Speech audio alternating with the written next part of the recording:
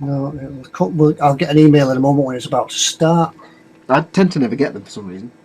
Uh, I don't know why. That's hopefully for the right place. It's the same way you get recommendations of your own videos on your own YouTube channel. It's brilliant. Folks, I thought you might want to watch this. What, that one I made? Because we haven't started yet. It was like a half minute. It says live in the top right hand corner. Mm-hmm.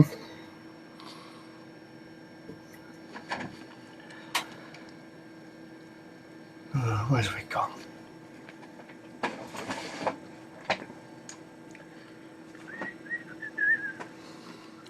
It's covered something there. It says eModels is streaming now. Cool. Let's see, we on play. Ah, we are. I think we're there. Here we are. Yeah. Yes, no, yes, in. We've got it. And right. Hello, everybody. Welcome to another Monday night at the bench. Just give me a moment. I will just set it all up so I can see who's in the room, who's coming in. We always plan these things perfectly. Yeah, I always have it planned, and when I get to it, it never works. So I just pop out the chat so I can see that everybody is chatting. At least I remembered to turn off my HTML5 autoplay thing, so we didn't have any technical snafus, because it's always my fault. I can shrink my screen now so we could see everything from shrinking. Two sides. Shrinking. You have to make the noise, Ted. You have to make the noise. You going in. Right. Yeah, I think we're all ready to go. Yeah. We've got a few people in already. I've lost the chat again. I always do this every week. There we go. Right. Hello, everyone. Welcome again. Welcome from Ted here at eModels, emodels.co.uk. I would say that's them down there, but the banner thing doesn't work in here. Welcome. If you've joined us through YouTube, you can chat. Please join it in the chat and have an enjoyable hour or so with us. If you've joined us through the eModels Live and you've come in through the eModels webpage and you do want to join in the chat, down here, if you click on the little YouTube icon, that'll flip you over to YouTube and you can join in the chat just on the right hand side there. But if you don't want to do that, if you just want to browse through the eModels website and have a look what's new and what's in, and we'll have a look at that ourselves as well in a moment, you could do that happily. So also joining us tonight after his brief vacation from last week is the man himself, the amazing, wonderful, well, he needs no introduction, but he told me he had to give one, is Fox Wolf. Good evening, Fox Wolf. Hello, Tedward. It's in your contract. You have to big me up as much as possible to make me feel brilliant. Hey, everyone. Yeah. What have you been up to this week, then, Fox? I've had a busy week this week. I have been working on, obviously, the knackered old tranny for the eModels, which has come along quite nicely now. I've loosely put it together here. You can see I did my shark mouth. Oh, shark mouth, everything. I did my shark mouth. I gave it a go with the brush painting of the Tamiya paints, and that was an interesting and slightly scary experience, trying to get a smooth finish with the Tamiya paints. And we did some grubbing and weathering underneath on the seamy underbelly, so that's come out quite nice. So it's starting to come together now. Still, we've got all the weathering to do on the bodywork. We're going to be using some Tamiya smoke and some other bits and bobs, some oils and pastels and things. Got loads to do under here. We're going to be using some enamel products, some of the enamel weathering products, and spray those on. So yeah, that's coming along quite nicely. I'm quite pleased with that. It still looks a bit weird at the minute because the rust spots just look like random brown spots on the blue, but it will all come together once I work my magic and completely mess it up. I mean, get all the weathering done completely. Yeah, that's one thing. That's the advantage of weathering. If you mess it up, you can clear. Yeah, it's a happy accident. That's why I don't do clean and shiny models, because I can't do clean and shiny models. It's all lies. And then also I've been doing some of my perfect grade Zaku as well, which has been ongoing forever. But that's at the stage of all the weathering takes like a day or two to dry now. It's driving me insane, so that's had to go to one side. So I've also been doing my first ever Warhammer kit, my little Tau Piranha, which I've been playing with. That's come along quite nicely. I'm quite pleased with the way I've managed to mix a shiny metallic finish on some of it, and a matte, not shiny finish on some other bits. I can't really talk about how I've done all this because I've used products that are illegal, so I can't talk about those. But yeah, that's my first of it. This is all brush painted as well. I've been practicing or learning how to do just brush painting. So yeah, I'm quite pleased with that. I must say those guys that do the Warhammer, it's a different technique to what you and I are used to for painting them and things. Yeah? And you go past the Games Workshop, the guys are sat at the big table in the Games Workshop painting away. And they produce some outstanding work. It's totally different. Well, I mean, this is why it's been an education for me, because I wanted to try some for a while and try out the products and the models and stuff. And it's a technique, I think it's called heavy metal, so heavy metal without the H, because the team at Games Workshop who make all their models are called heavy metal. And it's this kind, I don't know where it originated, but it's this kind of way of painting the figures in such a way that it's not like you or I would paint a figure. Say we had a model and we wanted to paint a figure, and we do all careful blending with oil paints around all the folds, and we get all the flesh looking realistic. They kind of use a simple, almost cartoon style of, you do a base colour, then a highlight, and then another highlight, and you might use a bit of a wash over it to shade it. And you think it's going to look really basic, but it doesn't. It comes out really nice. It's weird the way they do it, and I'm trying to teach myself how to do it. I say teach myself, I mean by watching all of Warhammer's YouTube channel videos. And it is a whole different way of doing things, and it's, to me, normally brush painting is not an option because the paints we're used to using are like, they're not, unless you're using like Vallejo Model Air or the game colours and things like that. Things like Tamiya and other stuff, they're not great for brush painting, so we're used to using airbrushes. But I'm just kind of teaching myself this brush painting method now, and it's great fun. It's amazing. It's so relaxing. I think I want to paint this thing blue, but I don't have to spend half an hour getting the airbrush out and doing it for 2 minutes and then cleaning the airbrush for 20 minutes. And it's like a zen thing. So it's a great way to decompress if you've been working on a proper big boy model like this, with the profesh stuff. Doing a model just with brush painting is like, wow. So, yeah, I've got my obviously the big submarine on the go, and submarine. I've slightly large submarine on the bench. It's about that big. It's about that big, isn't it? It's about that big. And you often see mentions on the Facebook pages of folks talk about losing the mojo. But a little thing like that will it's ideal that sometimes you just do need a break from your big model and just a palette cleanser, just something simple, easy, just to get the mojo going back again and do something different. Put it out. I mean, think. I mean, I know this is. I did this last time I was on, but I'm going to recommend a Revell product now, and it's not normal for me, but.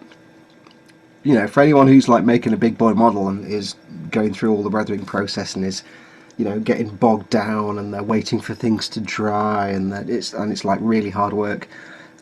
It is one of those things where if you get to the point where your mojo is going and you start to flag and you're like, oh, I don't want to do this. Stop. I've learned if you keep pushing yourself, it's gonna look you're gonna not do your best work, and it's gonna look terrible, especially if it's a model you've put a lot of effort into, and your mojo goes, and you start just kind of hashing things out. Best thing you can do is stop and get yourself a little cheapy kit, and just play with it. Just do something that you wouldn't normally do, like I've been doing with this brush painting and not even airbrushing. Stuff that's not complicated, not technically complex anyway. Just a way so you can switch off your thinky part of your brain and just have fun, and it kind of reinvigorates you. And I'd say things like the little cheap Airfix kits, those little snap together ones like your Skylar did. Yeah, those ones are good. Things like, and this is where I'm going to sound weird, but even things like the little sort of cheapy Revell Star Wars kits, little snap together ones. I do pull a face when I mention them, but at the same time, as a little sort of way to depressurize, because you can just focus on the painting. They're great. It's just have fun with it, and sometimes it's good to do something you're not used to doing. Like me, brush painting, I'm not used to it at all, so it's a way to turn off thinking but also try and learn something new, and it kind of gets your enthusiasm back again. You kind of go, yeah, I'm egged on again, right now I can go back to my big boy project and just do that every now and then. Sometimes you just need to decompress, because if you force it, if you're flagging and you force it, it's gonna look terrible. You're gonna make mistakes and just meh. Yeah, I found that if I get a little model going, I've got the submarine here. It's sat on the bench and I'm looking at it, but I've got a little model, a little Spitfire or something. I don't know, whatever I'm doing. I've got this little AFV truck that I'm doing at the moment. Yep. And I'll be working away at that, and then I'll think, oh yeah, it's working this, and I'll do that, and I'll look at the submarine and think, hang on, if I just do that on here, I'll pick the submarine back up, and then before you know it, you're back onto it. Yeah, you might do something on your little silly build that you never thought about doing. You think, well, I wonder if this will work. I'll try it on my little silly build, and you'll do it and think, oh, it does work. Now I can use it, and you'll learn things. I was going to say something as well. You carry on. I was going to say something absolutely awesome, and I've totally forgotten what it was. Yeah, but we're forever learning in this. We're not. You and I are not professionals, and we are forever learning. I'm forever googling stuff or YouTubing things. I think, how am I going to do this? Somebody out there's already done it. Yeah. The two key indicators I would say, and I sound like a businessman giving a meeting. The two key performance indicators. If you look at the model you're working on and you go, and you have that kind of sag, or if you're working on your big boy model and you start having thoughts about a different kit, thinking, oh, quite fancy making that, they're usually an indication. If you start doing the deep sigh and the sagging, that means stop and go and do something else for a bit, give it a couple of days. If you start having, unclean thoughts about a different model kit, and you're being unfaithful to the kit you're building, then I would say go off and do it, because if you don't, you'll be thinking about it while you're doing your main kit, and you'll be distracted. So those are my two key things that I've learned: is if I start sagging or I start having lascivious thoughts about a different kit, I'll go off and do the different kit and get it out of my system before I go back to my big kit. Well, I thought we'd lost you there. You froze up a little bit. Oh. Anyway, while we're on, we'll just have a dash over to chat, and we'll actually see who's in at the moment. We've got a few people watching us now, so if I go back to the top of the chat, we'll find out who's come and joined us this evening. One or two usual faces. Glad to see you back. We've got Alan Kelly. Good evening, Alan. Alan says good evening all, and Phil East. Hopefully I won't get any of these names wrong as I go down, or repeat them twice, like there's Alan Kelly saying evening again, Ted and Fox. Have we got like 16 Pauls in as usual? Paul and Paul, the other Paul and Paul 2 and Paul 12. Paul 1, Paul 2, Paul 3 and a bit. Don't forget there's also that Paul. That Paul, yeah. James Backman says hello. Hello. Alan Kelly tells us that we're live. That must have been when we're tapping the camera and saying, "Oh, are we live yet? Oh, we're live yet." Paul Parker. Hi, Paul. Welcome. Nice to have a chat with you today. I was chatting to Paul Parker's a colleague of mine. I'll talk about that in a moment. This is my, because I've not got much camera space, so this is my way of saying hello, by the way, without interrupting you. I'll just wiggle my fingers. That's me saying hi without taking over your camera feed. You've got to do the thumbs, several thumbs, my thumbs are weird, though. People don't want to see that. I've got weird thumbs. You've got to have a wiggly thumb. Yeah, I can't. Yeah, talking to there's Carl from Making Models. And while you're on, Carl, that was a fantastic snow speeder you've put on your videos. Thanks for sharing that with us. You've done an outstanding job on that, mate. Can I just tap into that? For those who don't know, Carl is making, his friend gave him, because he was going to throw it out, an old Hasbro toy snowspeeder like what we had when we were kids in the 70s. Ted didn't, because Ted doesn't know about Star Wars. No. I'm too old for Star Wars anyway. Yeah, but this thing is, it's the old toy snowspeeder you put your action figures in, and it's basically almost studio scale, so it's huge, and he's basically taken it and he's repainting it, and it looks, I nearly said something then, it looks really, really good. So I just want to give Carl a little thumbs up there and say, dude, you're doing an awesome job with that snowspeeder. I can't wait to see what he does with the cockpit, because the cockpit's usually the sticking point for most people converting that. So, and he's also starting on the Tiger Tank, the prize it won as well the other week. So we'll look forward to seeing that as well. Yes, it's a very unusual red colour, that tank. I noticed the plastic. Yeah. It's weird, isn't it? Well, weird. Yeah, I'm sure Carl will put it together, and we'll see how it develops. Yeah. Continuing down the list, Anthony Mitchell, hi all. Alan Kelly, did I say Alan Kelly? Yes, I said Alan Kelly again. Ron Mack, good evening, Ron. Good evening, chaps. Hope we're good and well. I'm fine, thank you. Even better today. And Enigma Model Making. Yes, he's here. Hello, Adam. Yes, there's the man. Hi, Adam. Welcome. The Playground. Greetings, spoons and strop waffles. Yes. Stroop waffles. Get in. Cliff, the Orc Boys, welcome. Good evening. Hi, Cliff. Ron Mack says your shark mouth looks awesome, and he Yes. used to play in a battered old transit like that. Well, Brilliant, for those who don't know, it's actually based on my actual car. I mean, you probably all know anyway, but my actual car is blue with a shark mouth and it's rat rodded. So that's Yeah. the kind of look. But I'm making this look like it's just knackered, not rat rodded. So Yeah, he used to play in a battered old transit. I used to drive a battered old transit. No, you are a battered old transit. I'm a battered old, battered old tranny. You were going to say, weren't you? I really wish that when I've just thought now when you got all your pictures lined up for later on, I should have sent you that one you sent me of you in front of that old transit van. That's not me. Is it not? It's not me. I keep putting it on like it's you on my videos. I will keep playing. Yeah, I'll play along. Yeah, Oh, I thought it was you because there's the moustache action going on. it does look like me, and I had a jacket like that as well. Oh, now you tell me. Now I'm really embarrassed now. I have to do a whole No, video don't explaining be that. embarrassed. I think it's quite funny, actually. Alan Kelly says that kit you've got. I think he's on about the tranny. It's a great kit for 25 quid. It's brilliant.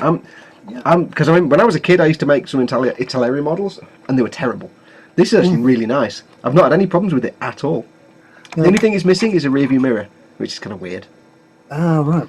And I think I have a plan to do the side mirrors. You know, the shiny bit on the side mirrors. I think possibly. Yeah, well, I'm not sure yet. I had that problem trying to find the right kind of glass for the Oshkosh here for the mirrors, because they're quite large pieces. I can't quite see it in the background, but they're quite large mirrors.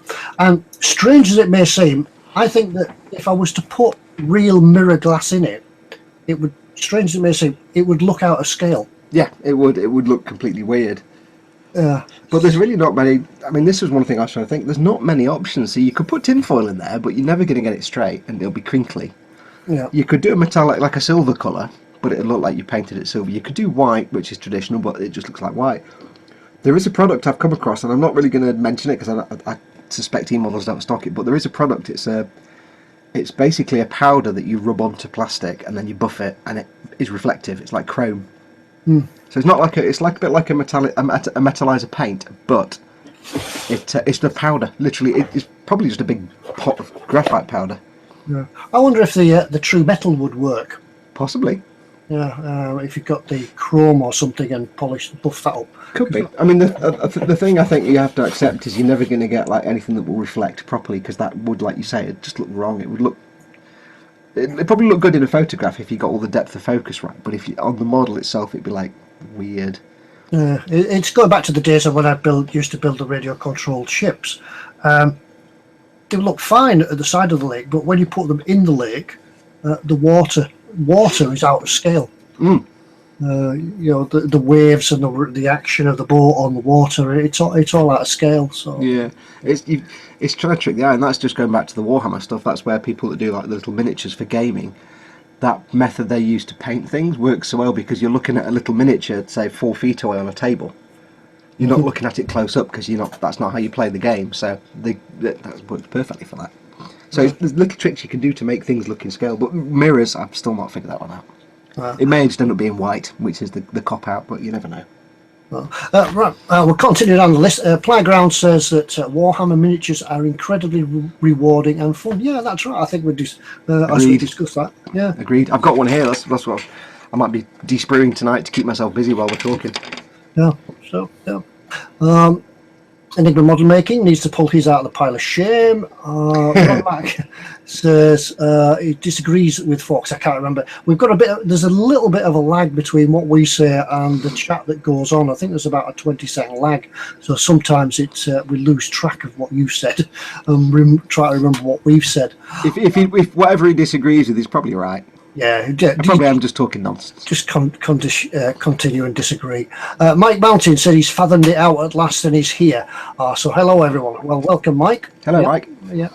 Ron Mack says Tamiya paints are good for brushing. Yeah, they're all right. Yeah, Tamiya paints are generally a good all-round paint. I've always struggled with them now. I've always struggled to get them to behave themselves. You have to thin them quite a lot.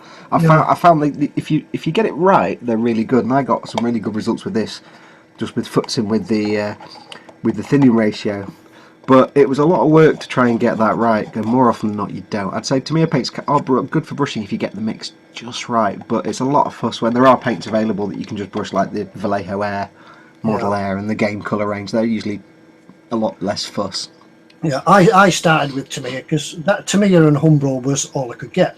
And yeah, the good paints, but there are some better, personally I think there's some better paints. The only trade-off is, though, that with the Tamiya paints, if you make the effort and do the brushwork and get the mixing right, they are very tough paints.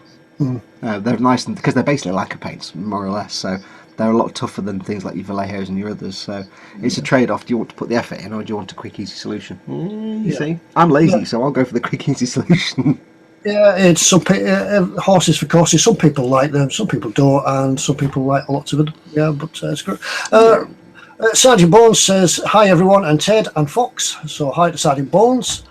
One other thing I meant to say, Ted, and Peter will like this.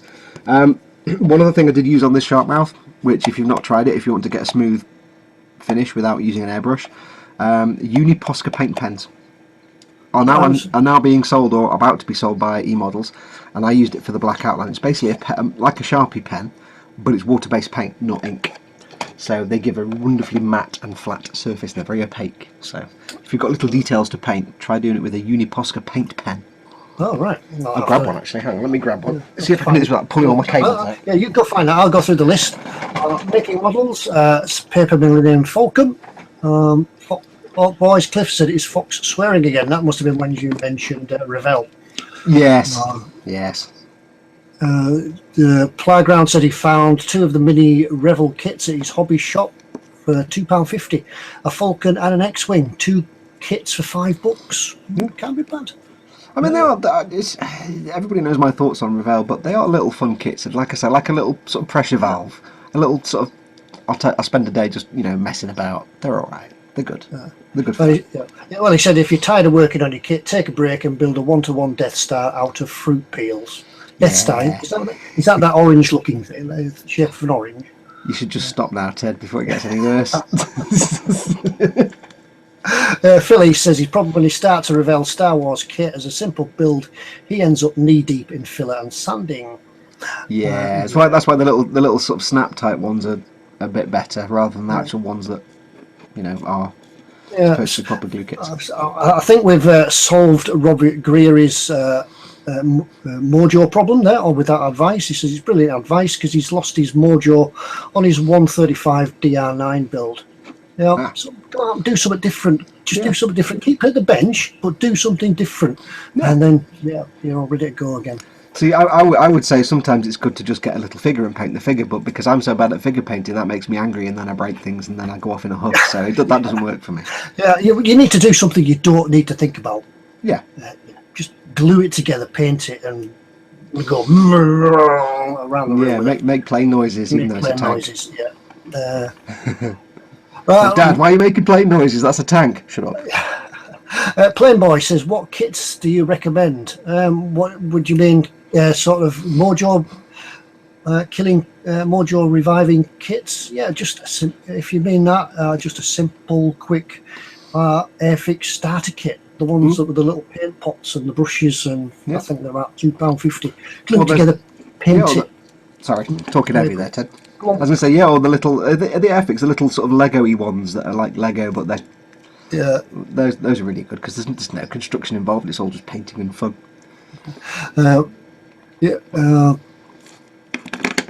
Adam, Enigma Model Making, said Ted was building the real thing when we were kids. Yeah, probably when most of you were kids, I was building submarines and warships and doing all the things. So your U-boat is a decompression from building the actual submarines. Yeah, I'm going back to my roots and building submarines again. Submarines. Carl at Making Models are obviously made in blush. They're extolling the virtues of his snow speeder, etc. Keep it up, Carl. Any reason why military vehicles, says Andy Oliver, any reason why military vehicles are 1/35 scale and aircraft are 1/32 scale? It just bugs me. It bugs me too. I think, to me, if I remember rightly, wasn't it Tamiya that first started doing the 1/35 scale? I think they kind of popularised it because they were they were one of the first manufacturers to make high quality plastic armoured vehicles and tanks and things, World War II vehicles. Before then, there were kind of shoddy kits around. So they were one of the first ones to do high quality kits, and they did them in 1/35th, and I think everybody else kind of followed. I could be wrong. Yeah, I seem to have something in the back of my mind. The aircraft, or the 1/32nd scale, is the nearest scale to HO, railway scale. And I don't know why. I think something sticks in the back of my mind about that, but I think that's a question that pops up quite a bit on the tubes, and there's never ever a recent answer to it. Yeah. Right, David Hunter. There's plenty of rear wheel fun in the police transit. Yeah, I won't tell you what we used to do with police transit vans. Yes, so, yeah. What we used to do, it wasn't a transit van, but we used to have a Sherpa van. If you remember, at the same time Sherpa brought out the Sherpa van, and we found that what you could do with that, you could take it to a large car park. You could set it in first gear, and you could set off, take your foot off the accelerator, and it would drive itself. So then what you could do, you could jump out the driver's side, run around the van, and jump back in again, while it sort of carried on its own. But not that I ever did it, I just understood you could do it. Apparently my local police, because when you say police Sherpa van, I'm just going back to miners' strike territory, but we used to have a load of police Sherpa vans around here in the 80s. That was the local police vans. And apparently the rumour was, or a friend of mine whose father I think was in the police, they always used to joke that they had, the driver of the van was called The Stairs. Because what they'd do is they'd get some criminal and they'd put him in the back of the van with The Stairs, and then it'd be like, oh, did somebody fall down the stairs? Yeah, not that they ever did that. No, but the driver was given that nickname. Just rumours, yeah. Yeah. The Sherpa vans were famous for locking you in. You used to have a sliding door on the side, so that you'd, in the morning, you'd go and do your van check, and you'd climb in the back, and the sliding door would slide shut, junk, and close, and you were stuck in there till your mates came out to find you. If you had the closed up cab. Yeah, because you had the closed up cab. It was just there was no lock on the inside. You just had to sit and wait till somebody came, got you out. No. We digress. Where were we? You still going through the list? Yeah, yes. I'm working down. Mike Mountain said E-models sell C1 metallizer. So yeah, I think that's the stuff I was talking about, which is the powder. In which case, yes, I'll be getting some because that's what I might use on the mirrors. If that's I think that is the stuff. It's literally a powder that you put on. It's almost like a Tamiya weathering powder. You slap it all over the model, then you buff it with a makeup applicator, and it apparently is a very, very nice chrome finish, and it's quite tough as well, apparently. Paul Parker, Eagle Eyes Paul Parker, is asking, is that a Star Trek shuttlecraft on the bottom of Fox's brush holder? Yes, I have the shuttle from Voyager. There's nothing really much good about Voyager, but the shuttlecraft looks cool. I have the USS Reliant, which is the best Starfleet vessel, bar none. Sorry, that's just the best one. And then there's the Farragut, which I just happen to have in the same set. I've had them for years. Many, many years ago, I used to work in a call centre, and to keep myself sane, I'd sit there and be going around my desk like that because I'm working in a call centre, man. So I think they're micro machines. They're very old, they're very dusty, and they need to be clean. But the Reliant, interestingly, is in the right colour. It's light blue. Most people, when they paint the Reliant, or they make a model of it, they paint it in white and grey. No, it's blue. It's light blue. It should be light blue. That's the correct colour.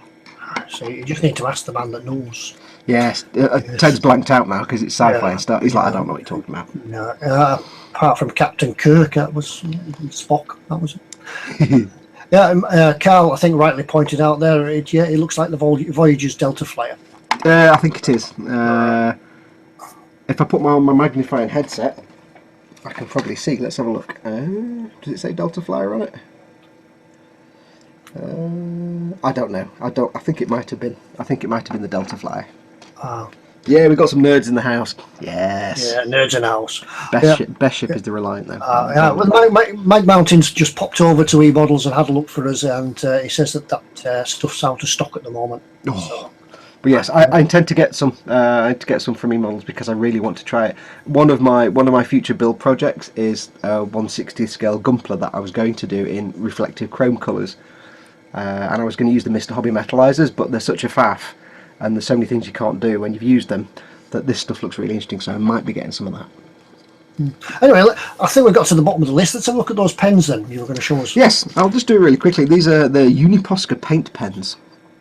Where's the camera? Where's it's upside down? Uniposca. My camera's back to front. Uniposca paint pens. I think they're in stock now, or they're about to get them in stock. They're basically water-based paint. Water-based paint in the pen. And unlike a normal marker, they give you a nice solid coverage. So, for example, this isn't going to work really because you have to leave them to dry for a little bit. But it looks like you're drawing with a marker, but you're not. You're actually drawing with paint. So that's a really rubbish drawing. Let's try another one. It looks like you're drawing with a marker, but you're not.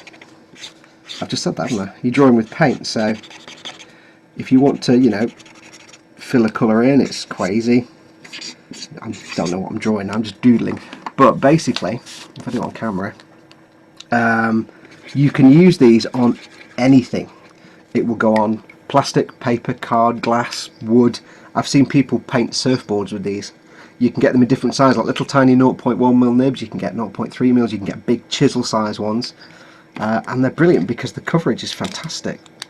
Well, that one's not actually loaded yet, but so I thought I got some of these because I want to try them on a build, and because they're so opaque, I don't know if this will come out on camera. Because they're so opaque, you can see there. I've basically, I don't know if it'll come out on camera, but I've basically gone over the black line with the green, and you can't see the black through the green. That's how opaque they are. So they're really good for if you've got little tiny details, or you're doing, say, like my shark mouth. I brush painted most of that, but if you're doing, say, nose art on a plane, on a small scale plane, a big plane, these might be ideal. They're water based, so they're not stinky, and they last you a long time. I've hardly gone through them. I did a painting using just Posca pens, and all I did was got a piece of random wood, primed it with some Tamiya primer, and then drew a painting on it, and it was great. Would you, obviously you'd protect them after you've painted, put a varnish over them, something like that? Yeah, I just did a normal Humbrol rattle can matte varnish, because they're literally just like water-based acrylic paints. So if I draw over this, in fact I'll do it with a white one. Let's see if I've got a white one going. It might not work with white, but black bit there, if I go over the black with the white, you probably have to do 2 coats. So going over the black with the white, you can just about see the black through it, but if I went over that with the second coat, that wouldn't show up. You do have to leave it for 5 or 10 minutes between coats, or it'll rook the paint up. But if I left that for 5 or 10 minutes and went over it with white again, you probably wouldn't see the black underneath. So yeah, get some from E-Models. They're really good. I bought a whole mess of them to use on a particular build. And yes, I'm looking forward to using those. And obviously being water-based, Gunpla, no problem at all. Yeah, I mean the thing is, the thing I found is if you're working on a model and you've say got the place I've found pens, Sharpies, or this kind of thing absolutely perfect is where you've got something on a model, and say you've got a sharp edge, and you want to put a highlight on the edge like that. You could do it with a brush, but you might get the highlight might vary in thickness. You might get splobs, or it might be wavy. Get a pen, do it at 45 degrees to the corner. You've got a nice crisp edge, and also raised details. Like if you've got say a turret of some sort, and you want to just put a little metallic shine on the very tip of the turret around the barrel, get a silver one of these and just go like that, and you've done it. You're not trying to brush paint it. It's just going to be really crisp and straight. So I'm going to find these brilliant for little tiny details, and picking out details and raised details. Fantastic. And there's millions of different colours. There's like some metallic ones. There's blacks, whites, browns, greens, blues, all kinds of different colours. No, as Alan Kelly said just there, he's just quoted on that, but they're great for appreciating.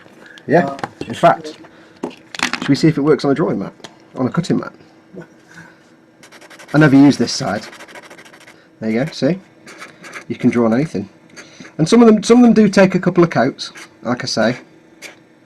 So some of the colours are a bit more opaque than others, but it's not hard to see. And when I did the little painting I haven't planned ahead and put a little thing in there, but when I did the little painting I was able to I was able to do like a little manga style colouring like anime, so you have like a light blue t-shirt and then I can paint the creases in a darker blue and it's opaque, so it looks like a cell shaded image. So there you go, it's drawn onto a cutting mat, and it will draw on anything. Glass, you can draw. One other thing you can do, you can draw on glass, and then if you put the glass in the oven for say 45 minutes at something like 180 degrees, it bakes it on. I've seen people do designs on shot glasses. What? So you can, almost anything you can draw on those with. Oh, so a handy set of things to just keep in the toolbox for that moment when you might not need them immediately, but just for that moment when you do, it'll be... Yeah. And they have, like I say, there's a range of colours, and the range of colours changes depending on the size. So you might get, the most colours I think come with the really small 0.1 nibs. Then there's a slightly smaller range for the 0.3. Then there's a brush nib. There's some big fat square chisel nibs, and each of the sizes has its own little range of colours. But yeah, I've seen, and it takes your gloss and matte varnishes absolutely fine. Acrylic varnishes, obviously, if you put an enamel varnish on that, it would probably dissolve. But yeah, I just treat it like an acrylic paint in a pen. Perfect for edge details and fine raised details and stuff like that. Brilliant. Yeah, right. We'll just catch up on the chat and then we'll go to the questions that we've got today. Who else has come in and joined us? Yeah, Alan Kelly says great for appreciating. Orc Boys, Cliff's doing an army of Death Guard Plague Marines, so he's doing some Warhammer. Got some Warhammery stuff. Yeah. I've not plucked up the nerve to do the figures because I can't do figures, but the vehicles, yeah, I'll do the vehicles. Mr. Mini Dreams says he's late. What brand are these? Posca pens. Yep, no problem with that. They are. Just Uniposca. What sort of category would they come up under on e-models? Paint pens or something? I don't know, because basically Pete Mate said to me they were going to be stocking them, so I don't know if they do stock them yet or if they're about to stock them. Yeah. But I guess they come under possibly paints. Yeah. I'd go and have a look, but it'd break my computer to open another browser window. So. I'd say I'd do that myself, but yeah, I've got everything set up, but I don't want to, because I don't want to lose everybody. You don't want to press any buttons, do you, Ted? Because that will just go wrong. No, you just got to remember, if e-models have got it in stock, it'll be on the website. They're not one of these companies that will put you on back order and wait till it comes in. If it's on the website, it's in stock and ready to go. So when they appear, if they're not already there, yeah, send out for them. In fact, tell you what. Here's a raised detail. I don't know if this will come out. I know I've not primed this or anything yet, but let's do a raised detail. This line here, there's an edge there. This is what I was saying before. Take your pen, 45 degrees. Perfect. It'll come out. You would. Where is it on camera? I don't know where the camera is now. Where's my thumb? Where is it? There you are. You're on there. There. You would never get a line that crisp with a brush, or you might do, but you'd have to be like Mickey Jimenez or somebody. What you'd find is that if you did that with a brush, you'd get halfway along the line and run out of paint. Yeah, or you'd have to go back. You'd splob it somewhere, and you'd be like, oh. So say I wanted to paint this bit here, which I probably regret because it's a gluing surface. I could just run the. Oh, that's not ideal. There we go. That edge there. I missed there, but just nice and crisp. So it's perfect for things like corners and edges and little raised details. And the good thing is, if I do a bit and miss and go over something else, I just have to go back over the other thing with the other pen that I used it for, and it's completely opaque. Brilliant. I love them. Well, it seems like you've stirred up a bit of a chat of Warhammer in the chat there. The chat about Warhammer. TK's arrived. Says hello, fellow loons. Sorry he's late. Hello, TK. Yeah, we will accept apologies. You could just stay behind after school and make up for it that way. What was they're chatting about Warhammer. We've started something now, haven't we? Yeah, you've started something. Stroop waffles, Warhammers, and spoons. Basically, we need to get Pete to start stocking Warhammer now. Yeah, and Stroop waffles. So we could have some Stroop waffles. Yeah, maybe you could brand Stroop waffles. Yep, sell them out. Oh yeah, E-Models branded Stroop waffles. E-Models branded Stroop waffles. If we started giving those away as prizes, we'd get like tens of thousands of people watching in the chat. E-Models branded Stroop waffles. Yeah, it could be a thing. Now, instead of the Haribo little sweeties he used to put in packets, put Stroop waffles in. I buy stuff every day. Yeah, buy stuff. Like, it's like, Pete, I need to buy something. What do you eat? All the things. Just buy all the things. Just put a Stroop waffle in. Yeah. I haven't brought us any Stroop waffles today because last time I brought one, it fell in the cup, so I haven't brought any this week. Poor show, Ted. I haven't got any. I had some, but I ate them. So yeah. Matthew Bertels asks, did you get his message regarding flat tyres for the tranny? Yes, I did. Thank you. I think he's about the third person to send me the same image. There's a little image. I am grateful for him. It's a brilliant idea. It's you carve some of the tyre out. You put some squishy glue in there. You put a piece of plastic card on, press it down, let it dry, and then sand the plastic card away, and you've got a flat bit, and your tyre bulges. The only thing is, the image refers to jelly. It says something like medium setting glue jelly type. If somebody can tell me what jelly type glue is, I'll try and get some.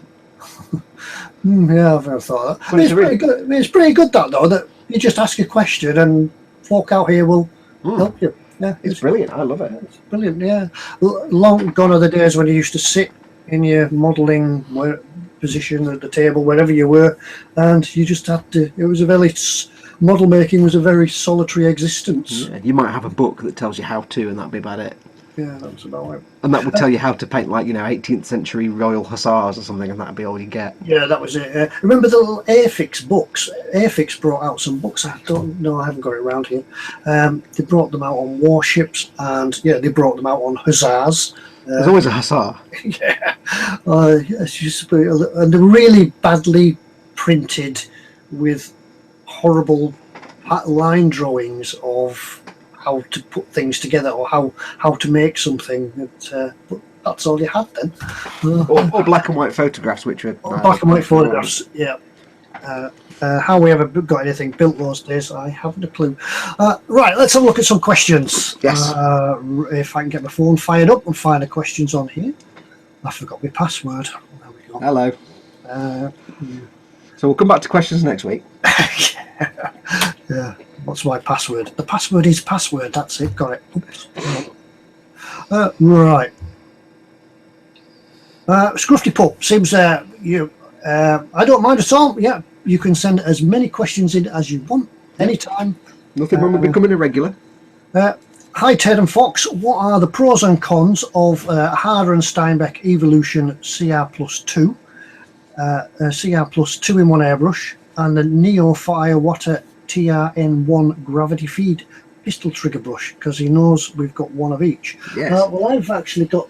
Yeah, it's just the Evolution 2 I've got. I've got my Trigger Neo. Do you want to do your one first? What the pros and cons? I can't find any cons for it, but the pros for it. First of all, it's a 2-in-1 airbrush. You get 2 needles to cover. 2 needles will cover most of your needs. Is it like 0.3 and 0.5 or 0.2? There's a 0.4 and a 0.2. Yeah, something like 0.2. Also comes with 2 different size colour cups. So when you're painting huge submarines and you want to put a lot of paint down, you can put that on there. Also, it has what I really like about this airbrush over all the other airbrushes, no matter how good they are, is that it has a drop-in tip. Drop-in nozzle. If I just pull the needle back a bit so I don't bend it, you could just screw the front off, and in there, for ease of cleaning, is your nozzle. And easy. Net Voyager says hammer nails. Yeah. I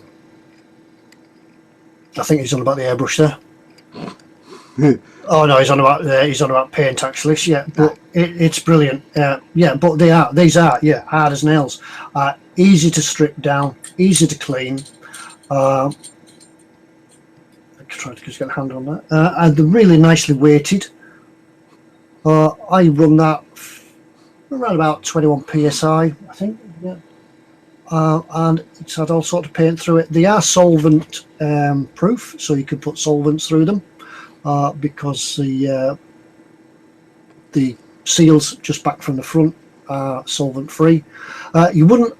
The guys at Aircraft or the guys that sell these suggest that you don't soak them in solvents, but they are solvent safe.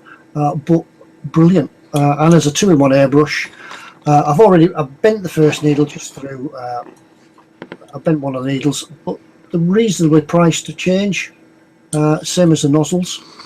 if your nozzle flares or anything like that, splits. It's easy. You could just buy little bits for them rather than the whole new airbrush. But yeah, that's the Harder and Steinbeck Evolution 2. Brilliant little brush. Yeah. Now over to you. To me, well, first of all, let me just add to that by saying I did a little sort of test of that brush, not your specific brush, but the Evolution. Free models recently, they sent me one that apparently wasn't working, so I cleaned it out and it was working. And the little go I had of it, it was brilliant. The removable nozzle, where you just like on here on mine, you've got the crown cap, and then you've got the crown, and then you've got in there's the nozzle that you get the little nozzle spanner to take out. And to just simply unscrew the front end of that Harder and Steinbeck, and there's your nozzle. That was like, oh, that's really, really handy. So I really did like that. That was the big selling point. That was the USP, the unique selling point for me on that brush, is that removable nozzle. It's so much easier, no spanner required. But I've got my Neo for Iwata TRN1, which is basically exactly the same as the normal Neo for Iwata, but it's got this cool grip and trigger. Because I've got funky hands, and if I use a normal airbrush for more than, say, half an hour with the button, I get cramps and discomfort quite badly. So I really can't be doing the button triggers. But this for me is perfect because I can pretend it's an Xbox. I can have my trigger finger, my middle finger is a trigger finger. I can have my index finger just resting on there to keep it stable. And it's completely. I can use this for like 2 or 3 hours, and I have done as a session 2 or 3 hours, and I don't get any discomfort at all. It's a 0.35 nozzle. You can also get a 0.5 nozzle and head unit for it, and I've got that. But the beauty of this brush is, yes, it's got a separate crown cap and everything else, which is a faff to clean sometimes. But the beauty of this one, and where it's a bit different from the Harder and Steinbeck, is this is designed for low pressure. The Harder and Steinbeck I found, I was using it about, like you said, Ted, about 21 to 25 psi for Tamiya paints, which is a bit higher than normal. So the Harder and Steinbeck seems to prefer a slightly higher pressure of air. This is designed to work on low pressure, so I can have this down to, I can run a Tamiya paint through this at like 18 or 19 psi with no problems. I can run my gloss pledge stuff through this at 10 to 12 psi. But it does state in the booklet it's designed to work on low pressure. So if you've got a little cheapy compressor that doesn't really have much oomph, and maybe does 10 to 15 psi max, these are great because they'll work perfectly. They'll work on high pressure as well, but they'll be quite happy to put paint through at low pressure. But yeah, I mean, the big selling point for me is it's got the control at the back to lock the trigger, which I find vital, and it's got the trigger. That's the big selling point. Doddle to clean, doddle to play with, nicely weighted. That Harder and Steinbeck is even more nicely weighted than this. And it's just, for me, it's about comfort. I love the Neo anyway. The only gripe I've got is that if I want to swap to a 0.5, I've got to take the whole head unit out and swap it around. It's a bit of a pain, and it's not solvent safe. That's the one downside. It's not solvent safe. So I can run acrylics through this. I can clean it with airbrush cleaner. But I can't run enamels or lacquers through it, because if I put any kind of alcohol, isopropyl alcohol or lacquer thinners or anything like that through this, it's gonna ruin it. It's gonna ruin the seals and the packing. So it's not solvent safe. So this is great if you're just using acrylics. Absolutely perfect, no problem at all. That's it, really. Yeah, I do know as well that over the past few months that E-Models have actually started selling both of these. They've started selling airbrushes. They've started selling the one you've got. They're doing Harder and Steinbeck as well. Yep. But yeah, great little brushes. I went to Telford last year and I was looking for another airbrush to this. So I said to one of the traders, I'm looking for a new airbrush. What do you want? He says, what are you looking for? What are you looking to do? I said, well, paint with it. Well, he said, what have you got now? I said, I've got an Evolution 2. He said, well, why do you want anything else? He said, I'm not the sort of guy that will sell you something that you don't want. Because you've got H&S 2, you don't need anything else. If you want to put different paint sizes down, just different spray patterns down, just buy a different needle and a different nozzle. Yeah. And that was it. So I mean, I would be perfectly honest and say I love my Neo, absolutely adore it, but I also have a .5 Revolution as well, just for lacquers and solvents and things like that. But I love this Neo, but if there was a trigger version of that of the Evolution, I'd get one. Purely because of the whole needle and nozzle assembly makes cleaning so much easier. I loved it. I must admit, I do like that setup of the trigger on it, especially if you're doing large areas. Yeah, I mean, I just can't. I just give me more than half an hour with a button, and I'm in agony. So this is, I find as well, a trigger actually gives me more control a little bit, because when, let's say, you're painting, you've got to paint some straight lines or something like that, or you've got to paint a particular thickness of paint, you want to do a light mist coat with a button. Discounting the fact you've got these restrictors on the back, with a button you've got to push down for air and pull back for paint, and you've got to keep the trigger in the same place to get the same consistency, and your finger is naturally doing that. It's naturally moving around. With the trigger, it stops there, so it's just air, and you pull it a little bit and you can keep it there for hours. I find sometimes I just kind of grip it, push it back, and then I can kind of clamp it in my hand very gently, and it's not going to move from that position at all. Even if because I don't actually have to use the lock very often, but I can get it and think, right, that's the right amount of paint, and it's so much easier to lock the trigger there with my finger than it is to try and keep my finger on the button, and if I, twitch or sneeze or, trump or something, it's, big splodge of paint. So I find that gives me much more control. Yeah, great. But it's personal preference. But yeah, that's down, once again, it's down to personal preference. Yeah. People prefer brushes to airbrushes. Yeah. But if H&S did one of those with a trigger, I'd be all over it. Yeah. Yeah, as I said, I just like the drop-in nozzle, the ease of cleaning. It's all done in 5 minutes after you finish painting. Change colours, and you're done. You're ready to go again. Oh, right, let's have another look. That was a good question, that. Yeah, a very good question. It's very well tailored to both of us as well. Yeah. It's almost like he knew or something. I think he must have been watching.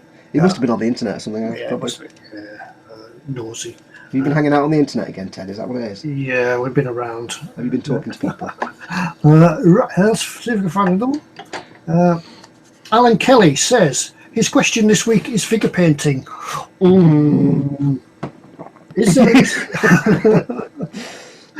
there? Anyway, thanks for watching this week. We'll be back next week. Yeah, we've got to go now. Yeah, time's up. Sorry, we've got to go. Is there any special techniques you can recommend for doing 1/35 scale figures, especially for the faces, to make them more realistic? Thanks, and we'll see you tonight. Well, thank you, Alan. Thank you very much for your question. Unfortunately, yes, there is. Yeah, we can't answer that one. Yeah, I've been having a go at my 1/48 scale figures. There he is. You see him against the back. I'll hold him this far away because he looks good then. If you get if you get him that close, he's out of focus, so he looks all right as well. I had purchased a set of flesh paints. Not that I'm easily distracted, but it's just when you held him up there, and all I can hear in my mind is a Germanic voice going, "My name is Kurt, and I have a big package for you." I know. Yes. Set of flesh paints. How do we do it? Really, I think we need another hour to go through figure painting. I mean, I can give a simple method, but I can sort of give a simple method that I can't mention the products, so you'd have to kind of extrapolate it to... Well, I've got some as well. I've got some paints as well, but basically... you can buy a set of paints like this, and they come in different shades. There's a whole, rather than Cliff or Oak Boy says base coat, flesh wash, base coat again, and then highlights, which is basically it. And all of that is provided in a kit. So rather than trying to work out which is which, and some of these, not this one, but I think the Viero set actually come with a set of instructions. Yep.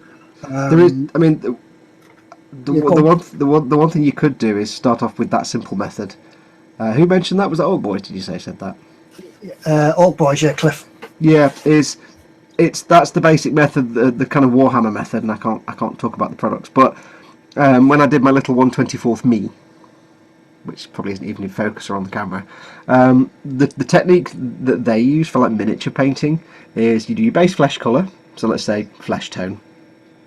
Then you go over with, let's call it a wash, of a darker tone, so something like a brown or reddy brown tone, a darker sort of warm flesh shade, thin down, so that then collects in all the recesses. And then because the flesh tone is darker with the wash on top of it, you go over with the original flesh tone just in the highlight areas and cover up most of it, but just leave some of the darker recesses.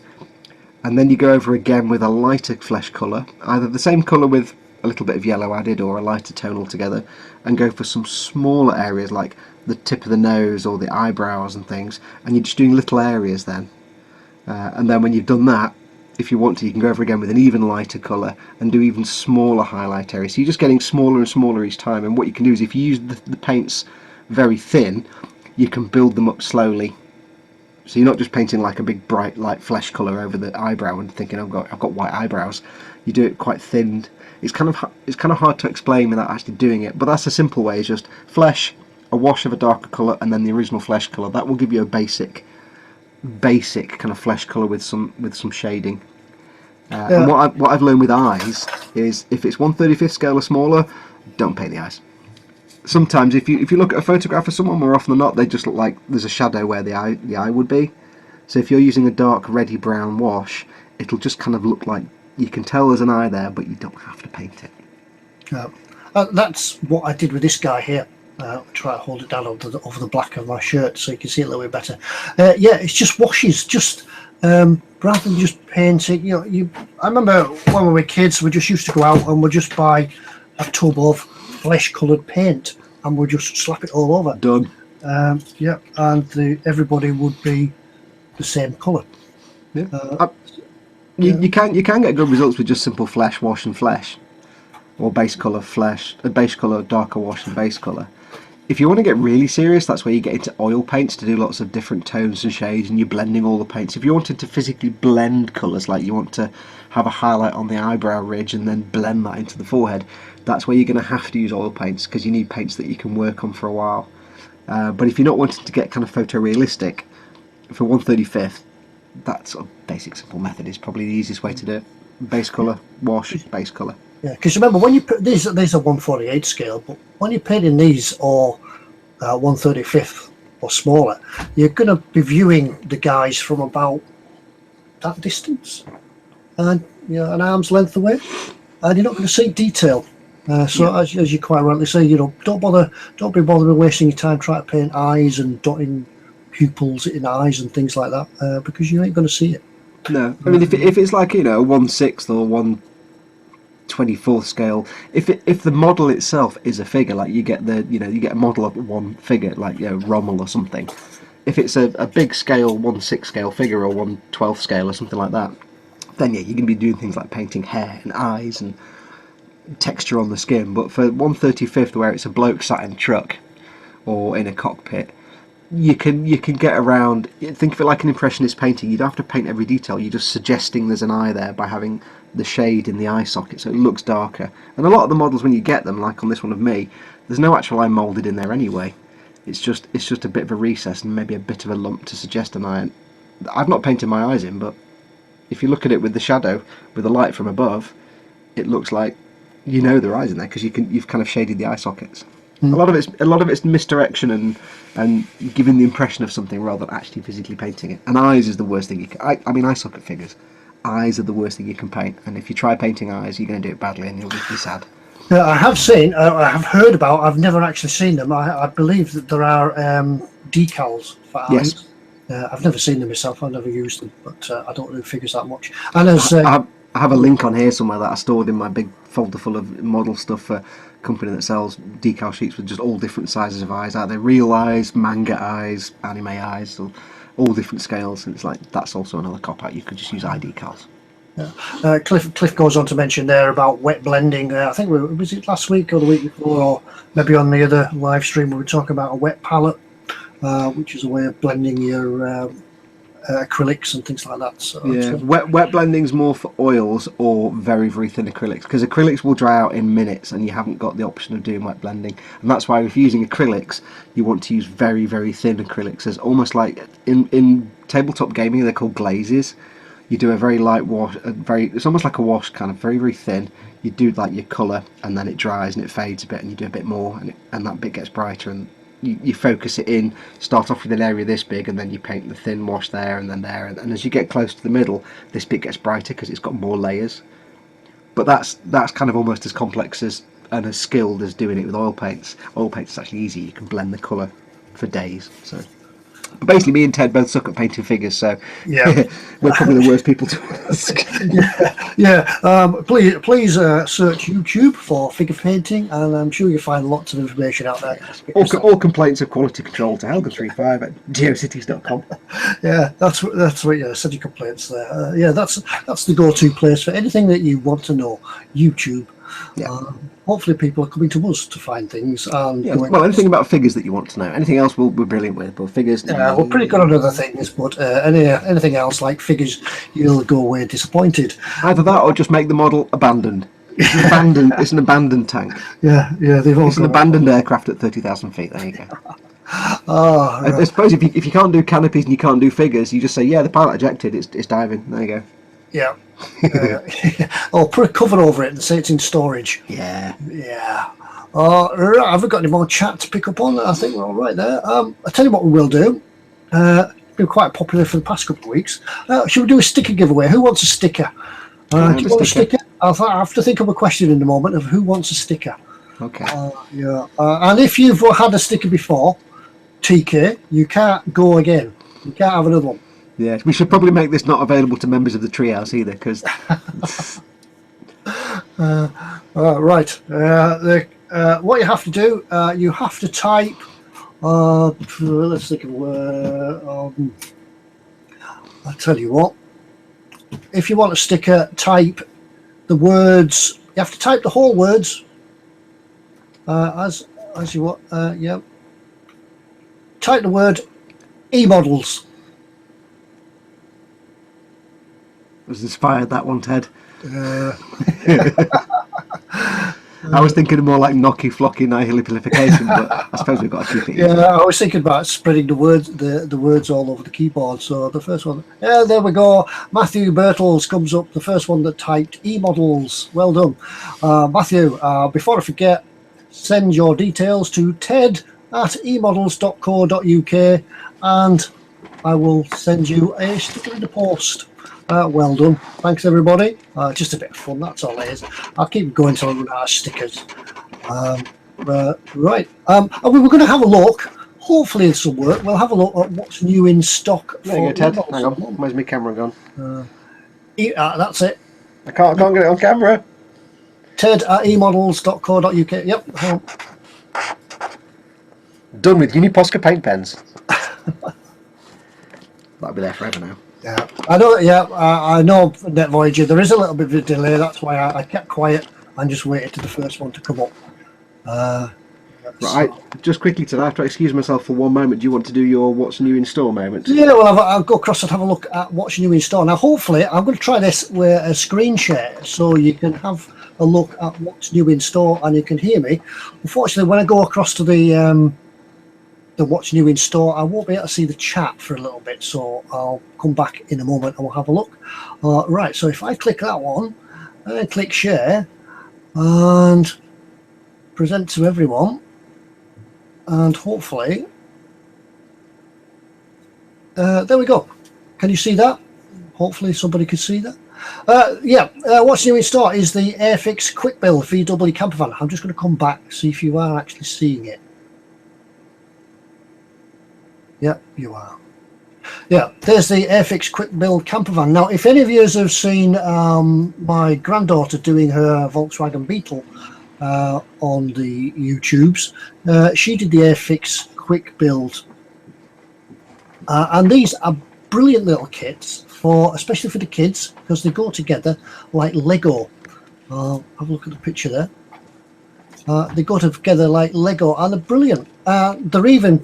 I was quite surprised myself when it went together how good a model it is. And if you wanted to do some painting, weathering on it, you could certainly do that on this. But yeah, that's available now from eModels in store at, as you see, $13.49. Cracking little kit. Now the next one. This has come in as well. Looks a fantastic kit for. Sorry, that is just messages from my Facebook page coming up. It's the Talieri 132nd F35 Lightning, $89.99, and bags of detail in this. Let's have a look. Yeah, got a decal sheet for that, and the detail on the airframe. Brilliant little thing. Be a nice kit. This. Lots of stuff out there. It's got it's 100% new mold, super decal sheet for 6 versions with photo etch parts, and there is probably a test build there, but a fantastic little kit. In stock, $89.99. Stock number 2506. And finally, this was one that I'm sure a lot of you will like. Want, yeah, look at that. The 1999 Eagle Transporter. I remember this.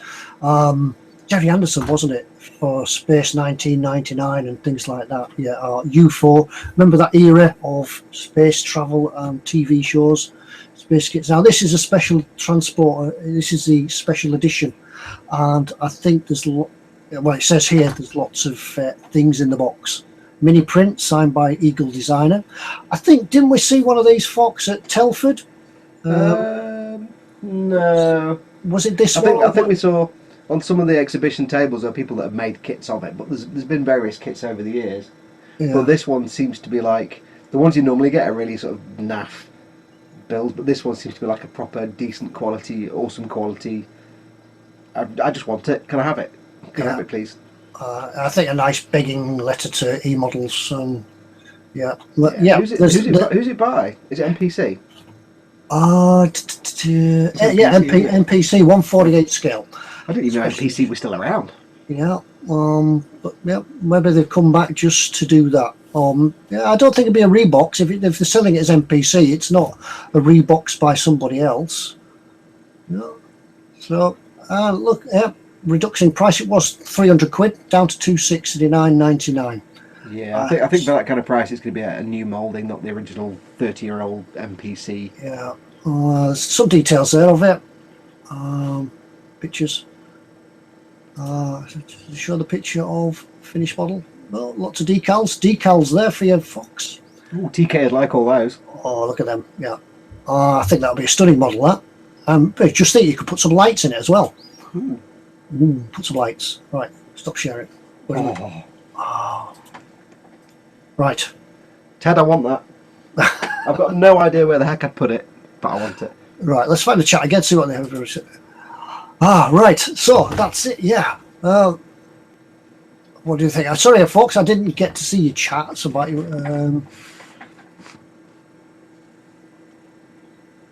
I'm just running back. Ted's broken the internet again. I've broken it. I'll just try to find out where I left off because you've said everything for ages. Right. I've lost Matthew Birtles says express the parcel. Yeah. Right. eModels. Rob does. Yeah, we finished that bit now.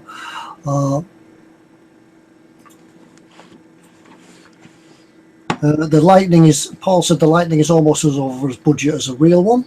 Yeah. Close to the price of the real plane. Yeah, says TK. TK knows about these wingy things because he builds them. I've actually got a plane to build. I've got my, going back to Warhammer, I've got this thing to build at some point in the future. The nearest I'm going to get to a plane, so it's my Valkyrie dropship.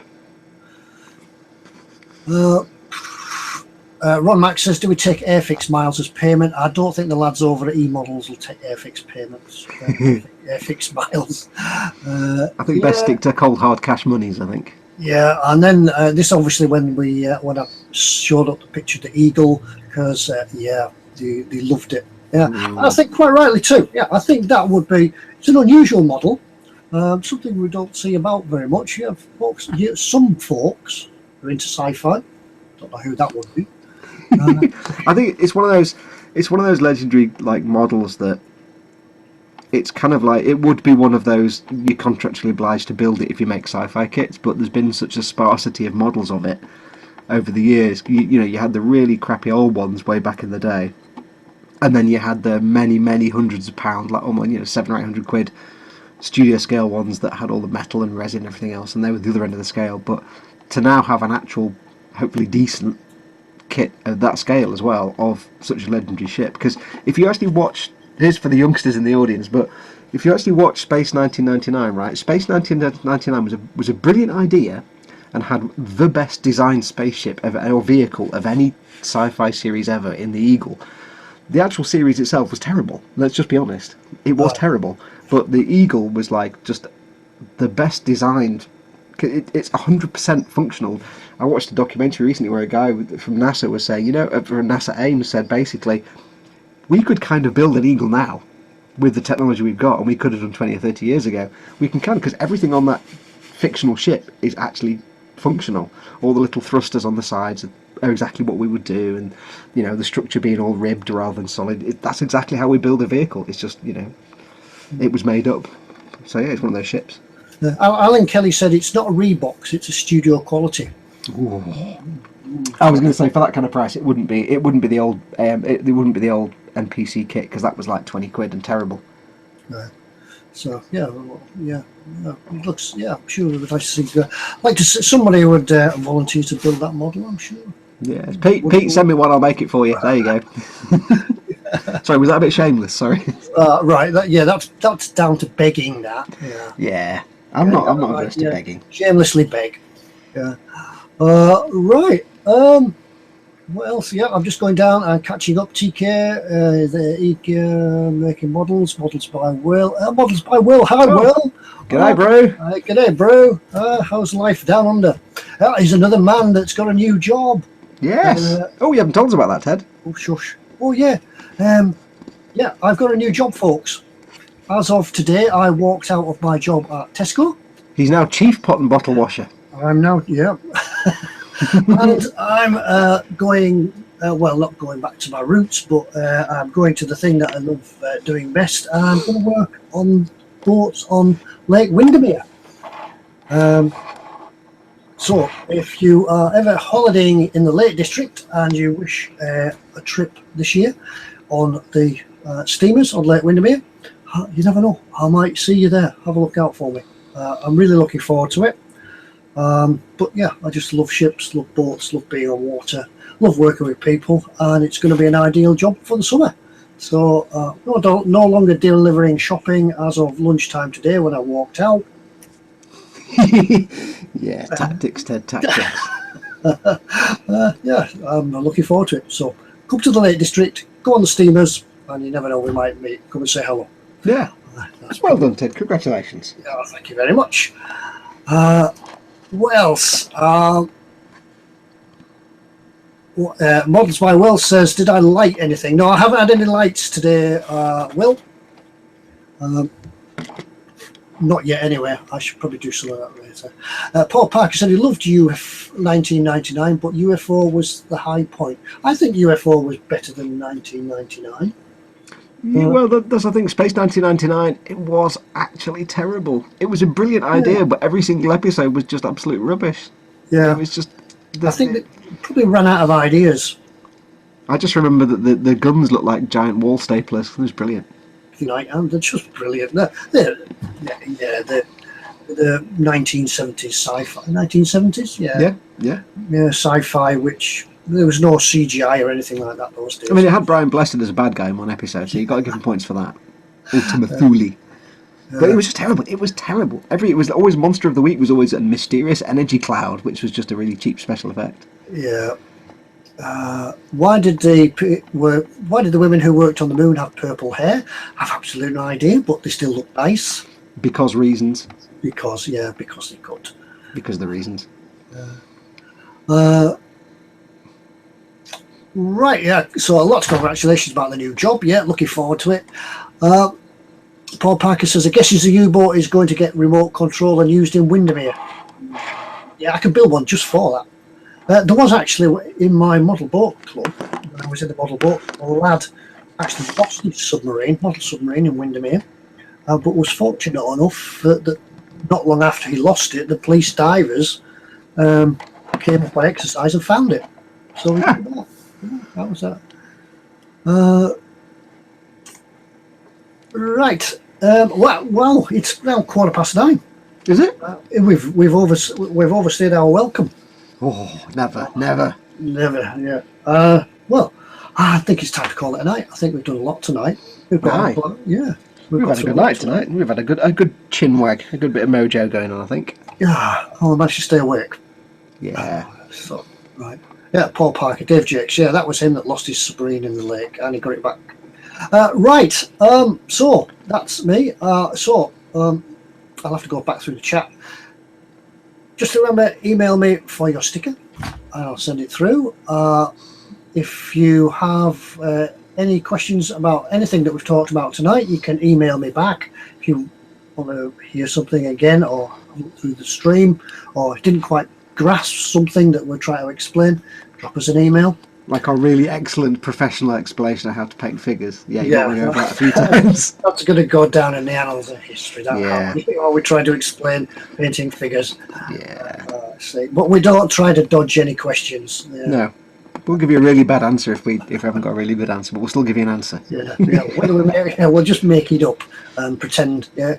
That's why I always. Yeah. If you talk enough, if you talk confidently enough to people, they believe you. So the other alternative is say, how do you paint figures? Yes. Yes, you do. Right.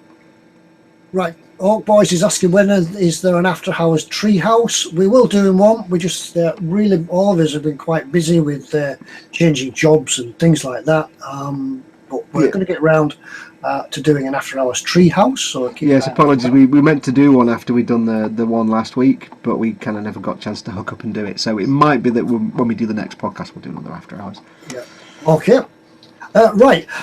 Next week's live stream. Because I'm changing jobs, I actually start next Monday.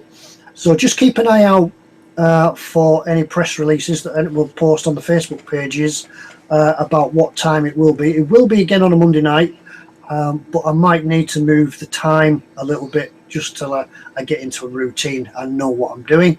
But I'll let you know in due course what time the next week's live stream is. But thank you everybody for coming in tonight. Thanks for your questions and the chat. It's been great. Thanks to Fox for dropping by. No problem, my pleasure. Thank you. Yeah, it's great to see. But thank you everybody, and we'll see you all again next week. So it's good night from me. And it's good night from him. And I've got his thumb. Look, I've got your thumb, Ted. Look. What are you going to do now? Everybody. Oh, you've got two. Oh, I'm outgunned. Right, I've got to find the stop button now. Is it that one? Is it that one? No, it's not that one. Must be that one. There it is. Hang on, click on that one. Click on that thing.